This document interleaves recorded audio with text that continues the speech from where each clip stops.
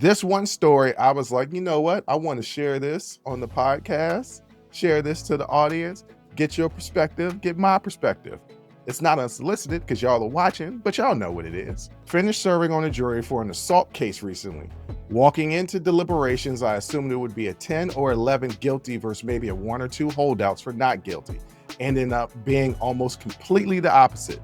And if they didn't prove he was guilty, then he maintains that presumption of innocence, regardless of how you feel about it. I'm sure the people on OJ trial wasn't feeling great about it.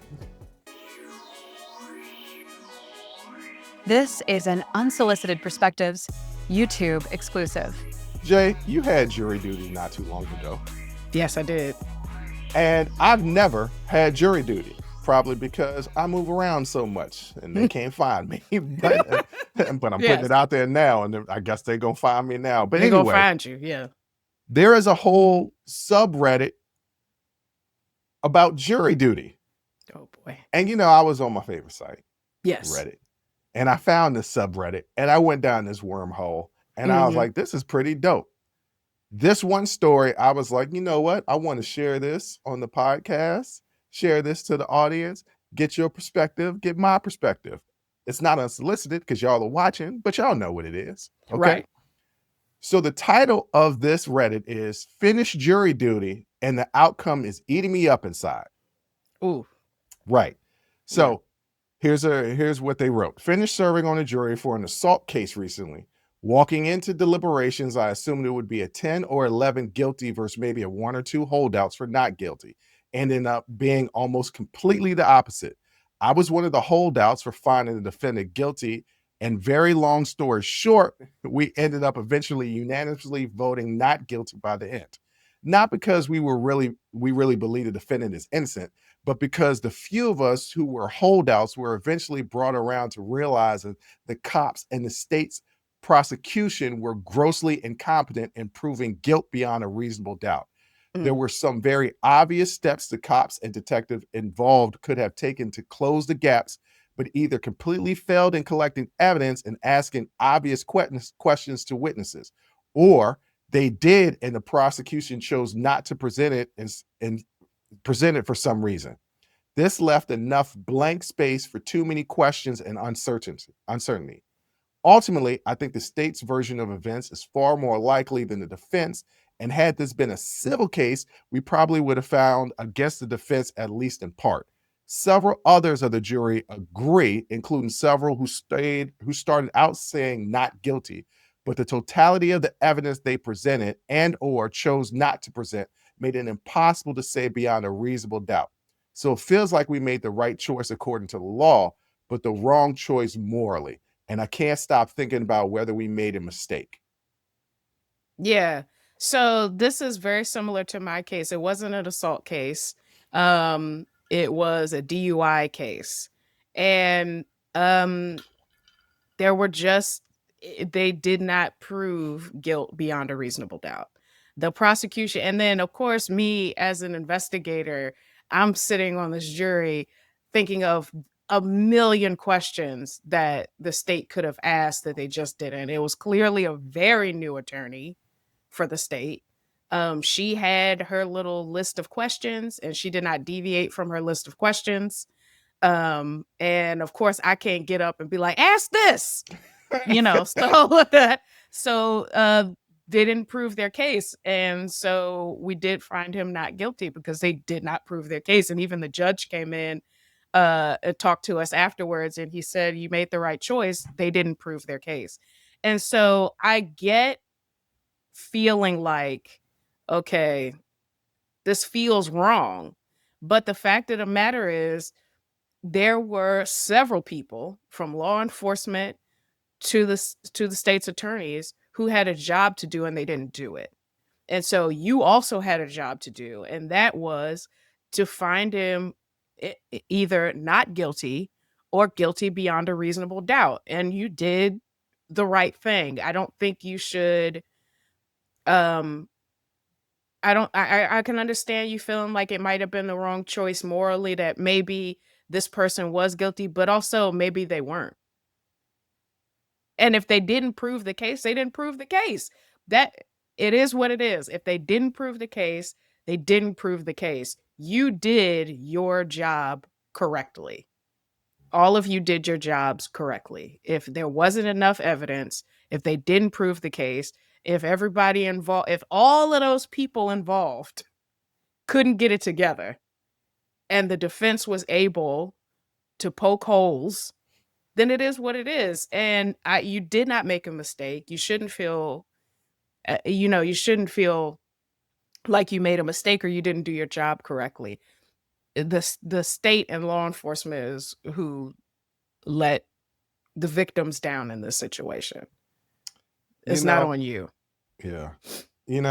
I think sometimes people forget that it's innocent until proven guilty.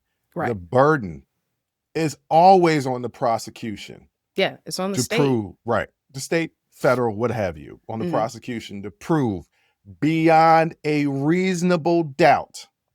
And I don't think people really understand what reasonable doubt is, right? Mhm. But beyond a reasonable doubt that this person is guilty. Right. And even if you're on the fence and you're feeling like, I feel like they did it, but the case wasn't proven, you would feel worse if you found a person guilty, sent them to jail, and then later came out that they were innocent. Right. I've always said, look, better to play it safe. If you got doubt, they're not guilty, because if they are a criminal, they'll get caught again. Yes. Right? Here's the thing. Here's the thing about criminals, guys. They get caught. They either get caught by death or they get caught by the police. Yes. They're gonna get caught. You show me a retired criminal that's just got their little pension package and living well. You're not gonna find a whole lot. Not a whole lot, but you can find some. You can find some, but let me tell you something. They probably looking over their shoulder a lot. Yes, a lot. Okay. Nobody, you show me a comfortably retired criminal and you will find a shocked person, because I will be shocked to find that. No, if they were smart, they wouldn't be criminals. That's kind of how it goes. So, no, I mean, no. There's some smart criminals. If you were, no, because if you were truly smart, you would know that there's only two ways that the story ends. And it's like that 99.9% of the time. And if you think, a lot of people walking around thinking they're the exception and not the rule. Mhm. And there's a whole lot of dudes in jail and 6 feet under that thought they were the exception. Yeah, that's true. Okay. Nino Brown thought he was too. And guess where Nino he's Brown at? is not a real character. He's not a real person. I'm just saying, watch the movie and you'll be like, oh, he thought, and he was wrong. Okay. But yeah, I think people, don't get me wrong, there are a lot of, look, especially when things are tried in the press. Let me give you an example. R. Kelly. When them documentaries came out, you couldn't tell me that he wasn't guilty. Fact of the matter is, we knew he was guilty going all the way back to illegal. Yeah. But if I was on that jury, I would have to put that aside of me being like, you probably did this, and be like, what is the prosecution presenting? Yes. Are they proving that he is guilty beyond a reasonable doubt? And a lot of people come in with their bias, and I would absolutely be one that would have a hard time trying to take their bias out of being on a jury. Yeah. Especially if you hear how heinous the crime is, like, oh man. But even if you hear how heinous the crime is, if they ain't got simple things, there was another jury case where the person, it was out of Baltimore, it was a murder case. Mm-hmm. They didn't have no DNA evidence. Yeah. They didn't have no murder weapon. Yeah. And they had to let the person go. And I'm like, in today's day and age, right? They had the camera, but the man had a mask on, and they can only say that it's like, oh, his build is similar. But I mean, builds can, a lot of people, even though I got a weird build, a lot of people got my build. Like, I'm not the only person in the world that has this build. Right. You couldn't see his face. You couldn't find a murder weapon. There was no DNA. No, even in the casings on the bullets, you couldn't even find a fingerprint, because most people load the bullets up on the gun, touching their finger. Like, you didn't have nothing. You gotta let the person go, even though it's a heinous crime. You gotta let the person go. And then I beyond noticed a reasonable that, doubt. yeah, during when we were in deliberations, I had to constantly like course correct people because there was one woman in there who had a previous DUI. And well, in my case, and I did this and that, I was like, you got to stop, because we're not talking about you or the circumstances of your case. Look at this case only and solely. Take yourself out of it. You have to take yourself out of it and look at the case that the state presented. Is it enough to say, starting from the starting point that this man is innocent, because it's innocent until proven guilty, starting from that starting point, if we were to fill up one of those fundraising thermometers with Right. the evidence, does it reach all the way to the goal? And if it doesn't, then they didn't prove their case. And so, we were all like, we ain't got no choice but to find this man not guilty because you didn't fill up the thermometer. And that's a good, that was your idea to do that? Or did you see that on some Law and Order or No, Perry Mason or something? no, I always try to come up with analogies to help people understand what I'm talking about. And that was my analogy. That was a good analogy. You don't Yeah. have a lot of good analogies with me and you talking, but that was a good analogy for the other because people. you understand what I'm saying. So I don't need an analogy when I'm talking to you. Yeah, no, I mean, people just don't get it. It's Yeah. innocent until proven guilty. And the only thing that I would ever ask is like, hey, if you was that person out there, would you want to be convicted on this evidence? Yeah. Like, is this enough that you would be like, yeah, I gotta go away. I gotta Yeah. go away. Like, oh, I wouldn't be in this situation. I would never do that. Well, they may not have done that based on the Right. evidence that was presented. Like right. this is how we got to carry it. And yes, I understand, but I understand this person's perspective.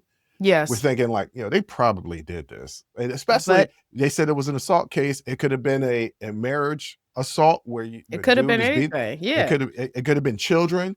And you're just like, oh, this is a horrible person. And then that's when you need to go find the equalizer. But the thing of it is, again, you just gonna skip over the equalizer joke? I thought that yes, I am. Because we all know you got to call the equalizer. That goes without saying. Okay, we all know that. But aside from the equalizer, you can't. It is not your job to look at that person and say, "Yeah, he probably did it." That's not your job. Your job is to evaluate whether the state had presented a case to prove beyond a reasonable doubt that he is guilty. And if they didn't fill that damn thermometer up, it's not your job to wonder, oh, but really no, and really he isn't, because they didn't prove that he was. Mm-hmm. And so you just gotta think about it like that. This man has the presumption of innocence. And if they didn't prove he was guilty, then he maintains that presumption of innocence, regardless of how you feel about it. I'm sure the people on OJ trial wasn't feeling great about it. Okay. but they didn't prove their case. They didn't prove the case. And that is what it is. So, take yourself out of it. If this person really is a danger to society, they'll be caught again. And so it doesn't, hopefully. But other than that, that ain't your job. It ain't your job to look that deeply into it. It was theirs and they failed. And so that is what it is. Question to the audience out there. Leave your comments down below. Have you ever been on a jury and had to find a person guilty or not guilty and it didn't sit well with you? Leave your comments down there and tell us a story. We would love to hear it. Join the conversation and follow the Unsolicited Perspectives podcast on Apple, Spotify, or wherever you get your audio podcasts.